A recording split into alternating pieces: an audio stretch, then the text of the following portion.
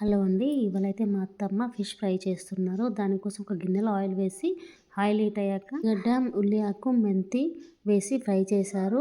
అలాగే ఫిష్‌కి కొబ్బెర, మెంతి పొడి, జీలకర్ర పొడి, అల్లం, పసుపు, కారం, సాల్ట్ కలిపేసి ఉంచారు ఫిష్‌కి. ఉల్లిగడ్డ ఫ్రై అయిన తర్వాత అల్లం, పసుపు వేసి కలపాలి. అది కొంచెం ఫ్రై అయిన తర్వాత ఇంకా ఫిష్ వేసేయాలి. ఫిష్ కొంచెం ఇట్లా కలిపి ఉంచేసి మూత పెట్టాలి.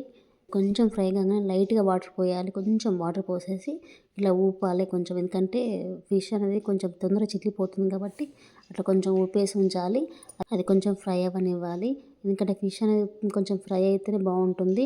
అలాగే మందపాటి గిన్నె అయితేనేమో ఏం పర్లేదు. లేకపోతే మాత్రం అడుగంటుతుంది కాబట్టి కొంచెం మధ్య మధ్యలో ఇలా ఊపుతూ ఉండాలి. ఫిష్ ఫ్రైకి ఏమైతే చింతపండు వాడకుండా నిమ్మరసం అయితే వాడుతున్నాం. మా అత్తమ్మ నిమ్మరసం అయితే ఒక 2 స్పూన్లు నిమ్మరసం వేశారు. మిర్చి అయితే పైనుంచి వేసామంటే అది టేస్ట్ అయితే చాలా బాగుంటుంది.